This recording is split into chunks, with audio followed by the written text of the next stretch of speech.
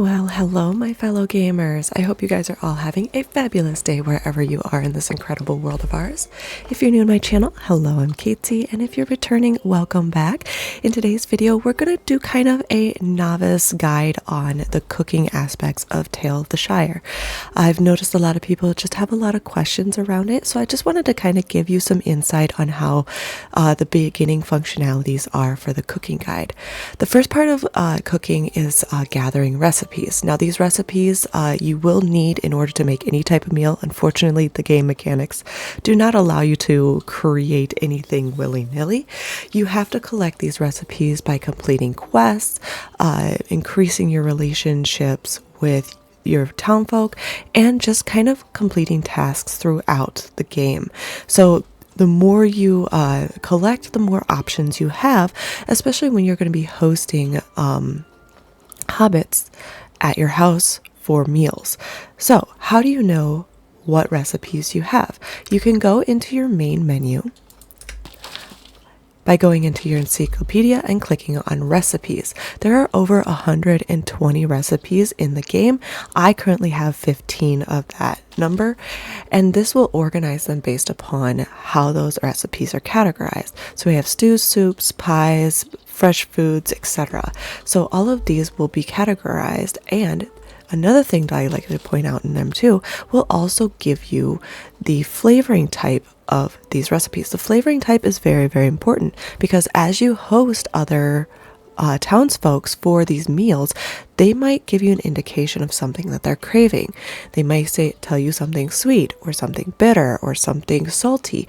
Pay attention to the flavoring of these recipes because that will help you in deciding which dish to make with certain townfolk. Now, there are some dishes in here where they don't have a recipe or they don't have a flavor. So this one says uncertain flavor. That's because you can tailor the flavor to this. Now, just because an item says it's sweet doesn't necessarily mean that it has to come out sweet. You can change them by adding certain seasonings. And I'll get into seasonings in a little bit here.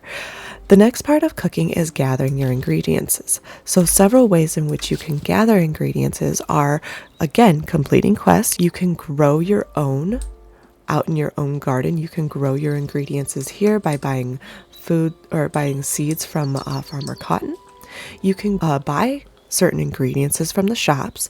So young Tom Cotton is going to be selling your meats, your dairy products, things of that nature.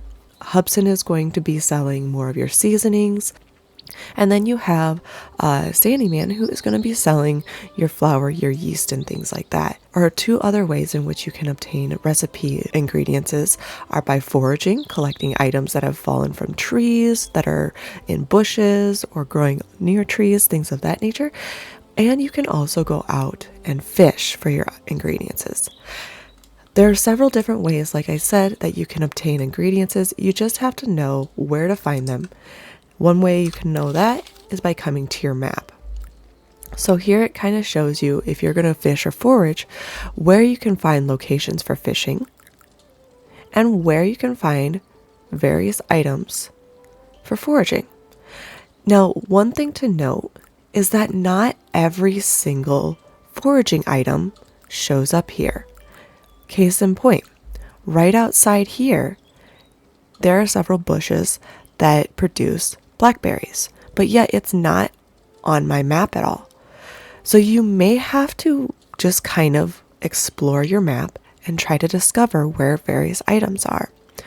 Another thing to do is when you're foraging is follow the butterflies. They will lead you to items that aren't normally found on your map, but are still normal items that kind of populate as the days progress as well. So kind of keep an eye on that. Now that we've kind of talked about, collecting the recipes and gathering your ingredients, next you need to store your ingredients. When you're cooking, you can pull your ingredients from both your bag and from your pantry. Personally though, I like to store everything in my pantry before I start cooking. The reason being is because your backpack in the beginning, you're only allowed to hold up to 10 items. Your pantry can hold up to 500 items, and some of these items also stack. So that way, it's like everything is stored in one location. You can search through them and be able to find them a little bit easier. Another thing that I do want to point out is you'll notice that each of these items have kind of this little colored border around them, or at least most of them do. That also indicates the flavoring of the ingredient item. So you'll notice blackberries have more of a sour flavoring to them, while the bluefin gundeon has a bitter taste to it. Apples are sweet, and so is the beef, whereas your pepper is going to be spicy and the bacon is going to be salty. I believe there are about 5 different flavoring types that you can work with, each one going to be a different color in here. Now, we have something like barley that doesn't have a flavoring to it. That's because of the fact that this is an item that has no flavor to it, but maybe can be impacted within the recipe itself. So now that we've gone over that, let's start cooking. So in order to activate the cooking mechanisms within your game, you're going to come to this little stone hearth and click on it. For me, because I'm on keyboard and mouse, I am simply just going to use my mouse to click on it. I can also use the key E, to click on it as well. So right here is going to select the recipes based upon the category in which that recipe is associated with. This automatically will open up to cravings. As you have more friendships, it'll show what certain cravings certain friends have. I do have 2 meals that I'm going to be serving later on. I've cooked those ahead of time, but I do want to show you a more complicated meal to show you how to cook that meal, prepare it, and also unpack the flavoring of that meal. So to do that, I'm going to select over to all. I have 3 recipes in which I have obtained all of the ingredients. If you don't have all the ingredients for a certain meal, it'll still show up within all of your recipes, but it will be grayed out, indicating that you are missing some type of ingredient for that recipe. So you'll notice for cooling embers, I don't have a cucumber to complete this recipe, hence the reason why I'm not able to make it. Another thing that I want to point out is that some recipes point out more of the category than the specific ingredient item. So for the cool taters and beans here, it shows that I need this particular maize. However, when it comes to the onion for this item, I can select from the ingredients that are categorized as an onion. The same when we come up here to the saddle of mutton. Specifically, it requires a mutton meat, but the rest of it, the ingredients says I can choose any type of cheese, any type of nut to complete this recipe. I'm going to go ahead and make this for you because not only am I able to impact the flavoring of it, it doesn't have a specific flavor for this particular recipe. Whereas if I clicked on the raspberry here, it has a specific flavoring. You can, again, like I said, still impact the flavoring of this. It's a little bit more harder because naturally this recipe is going to be a sweeter recipe. For this one, like I said, I am just going to go ahead and select the saddle mutton. Now, the first part of cooking in this game is selecting the ingredients. So the first thing that I need to do is select the mutton. Next, we're going to select the cheese because I only have one type of cheese. We're going to select this one. Now for this, I have a few different options when it comes to the nut. I can choose a more sweeter flavoring with hazelnut, or I can choose a more bitter flavor with walnut. One of the things to know is that you can kind of mix and match a little bit when it comes to the flavorings of these ingredients. Some items allow you to impact the flavorings while others do not. And I'll kind of show you that as we're going along as well, when you can impact those flavors. So for this one, I'm just going to play around a little bit. We're going to select 1 walnut and 1 hazelnut just to kind of play around and see what we can do to impact this. Now that we've selected all of our ingredients, it's time to cook. So When it comes to cooking, there are ways in which you can assemble and prepare your ingredients. If you want to impact the smoothness, chunkiness, crispiness, or tenderness, that is all based upon the stations that you have available. Since again, we are still early in the game, the only options we have are the chopping board and the frying pan. Certain ingredients allow you to chop. Certain ingredients allow you to fry in the frying pan. Some of them allow you to do both, while some of them don't allow you to use either of these options. Why are these stations important? Because, like I said, using these impacts the smoothness, chunkiness, crispiness, and tenderness of your meal. If you'll notice down here in the corner, we have kind of a grid. Right now, if we were to assemble everything together as is, it would be right here on the grid system. Our goal is to get that all the way over to here to not only improve the quality of this, but to also impact the textureness of this. The higher quality of the meal you make, the more XP you can receive when you are sharing this with other townsfolk. So, how do I impact the smoothness and chunkiness? This is going to be from your chopping block. So, let's go ahead and start working on this. You'll notice since I've selected this and I'm actually in the process of chopping this meat up, it has now given me a grid system from smooth to chunky. Because we are kind of in alignment to this ultimate texture spot, I'm not going to favor one way or another. The more I chop, obviously, the smoother it's going to get. So I want to actually impact this to right specifically in the middle. That means this piece right here isn't going to move towards the smoothness. It's not going to move to the chunkiness. It's going to stay right here. So now we're going to click continue. Now what I want to do is impact the tenderness. So what I'm going to do is bring this over to the frying pan, select that. It now gives me an option to add seasoning. Currently the mutton is more of a sweet flavor. So because of that, I actually want to impact it by adding seasonings to change that flavoring. What I'm going to do, I'm going to try, let's see. So currently mutton is sweet, the cheese is sour, the walnut is bitter, and the hazelnut is more of a sweet. I'm going to go with a bitter flavoring just to kind of play around with it and see what it does. Sometimes you kind of have to mix and match if you don't have the certain ingredients to impact the flavoring a certain way. So I'm going to try with bitterness, and right now what I'm doing is just kind of letting it tenderize a little bit. The longer you allow it to sit, the more tender it's going to be. If you flip it, it is going to increase the time or jump the time along this bar. But by letting it just kind of sit, it allows the ultimate time for the tenderness. Now that we've allowed it to sit, you'll notice our little icon has jumped from right here all the way over to here.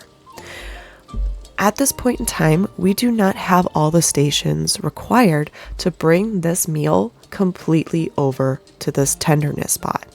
And that's okay, guys. A lot of times, you're just trying to hit and miss at this point in time to get that ultimate texture. Now that we have chopped up the ingredient, we've done the frying pan, it's now time to assemble it. So we're going to pour it into the bowl.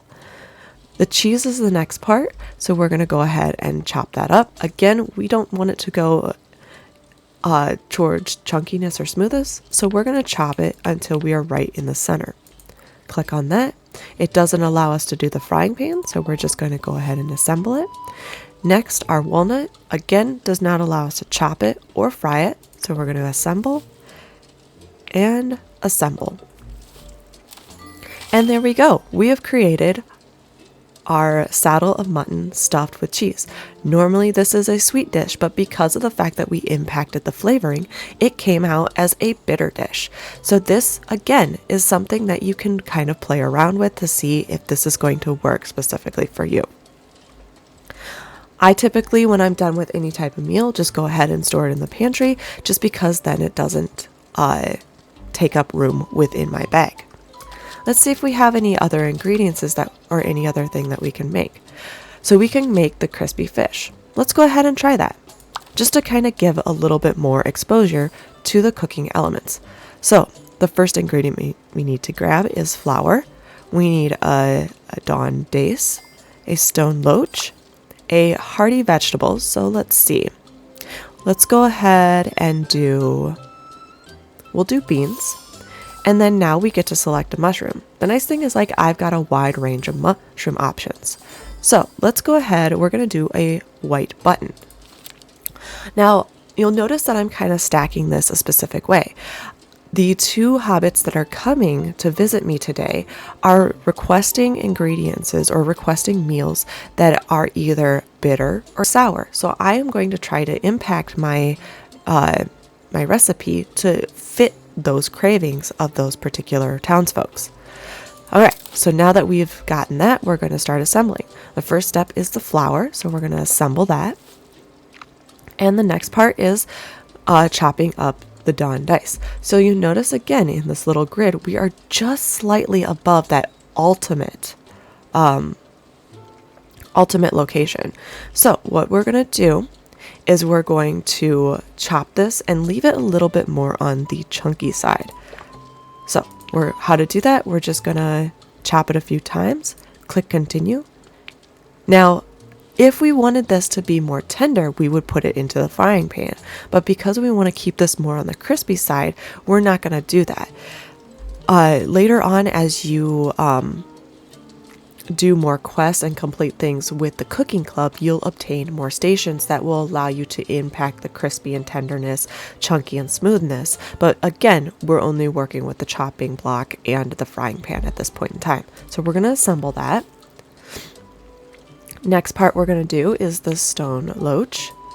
Again, we are right there at that point, so we are going to just keep that right there in the middle. We're going to assemble that. Next, we are going to chop up the beans. And I'm just going to leave it. Actually, I'm just going to keep it in the center. I'm going to play it safe this time. So we're going to do that. Assemble. And again, with the white button right there in the center. And assemble. And there you guys go. We have a sour, crispy fish pie. All right, we're going to store that now. Now that we've created 2 meals here, it is time for us to utilize those meals in expanding or improving our relationships with our local townsfolk. So, why do we create these meals? Why is this so important? It is all for the functionality of, again, increasing our relationship with the townfolks, unlocking new things within the game itself. So we're going to go ahead and start a meal. I've invited Farmer Cotton and his wife Lily to come and share a meal with me. So one of the things once you start the meal is identifying what each person is interested in eating. To do this, I'm going to click G.